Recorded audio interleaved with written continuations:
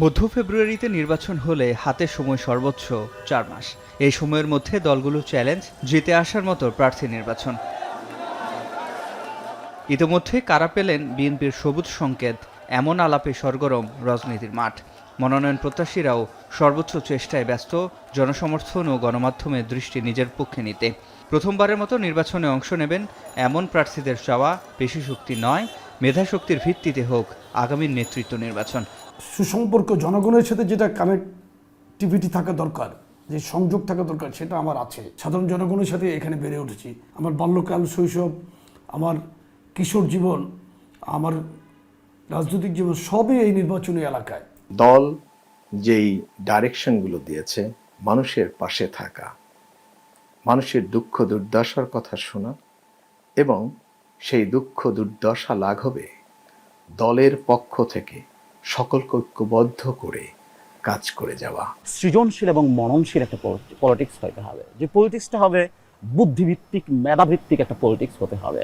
আগে যে একটা সময় ছিল 90s-এর, এসব একটা সময় ছিল মাসল পাওয়ার রাজনীতি ছিল। দ্যাট মাসল পাওয়ার রাজনীতি is no more actually in this world. Bangladesh না, আপনি পৃথিবীর যে কোনো রাজনৈতিক দেশেই যান না কেন, এখন চলছে মননশীল এবং সৃজনশীল রাজনীতি, এবং সেই কাজটাই আমি করার চেষ্টা করছি।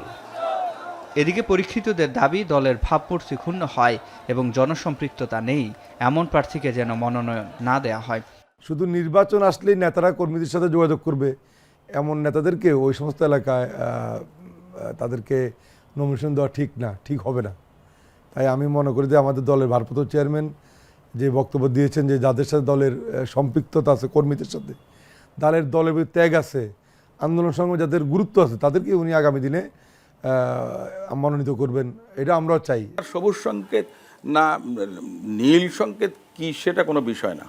বিষয়টা হচ্ছে যে ম্যাডাম উৎসাহ জাগিয়েছেন। ইমেজ সংকটে কেউ আছেন, এ ধরনের কাউকে যদি দল মনোনয়ন দেয়, দল নিশ্চয়ই দলের ক্ষতি করবে না। এমন কোনো কাজ নিশ্চয়ই দল করবে না যেটা অন্যের হাতে আপনি অস্ত্র তুলে দেবেন।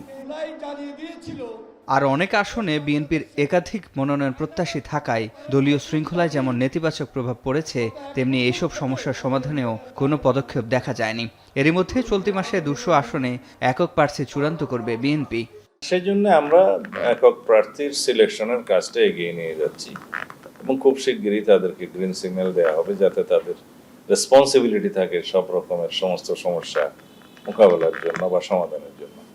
বিএনপির এমন আসন আছে যে 150 থেকে 200 পর্যন্ত, যে কোনো মুহূর্তে তারা নির্বাচনে অংশগ্রহণ করলে জয়লাভ করার সম্ভাবনা থাকবে।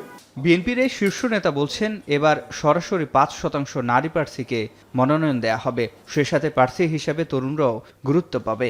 আমরা তারুণ্যের রাজনৈতিক ভাবনাকে ধারণ করেছি, তারুণ্যের একটা প্রতিনিধিত্বও থাকবে এবং আমাদের মনোনয়ন প্রক্রিয়ার মধ্যে দিয়ে সেটা আমরা প্রতিফলিত করব।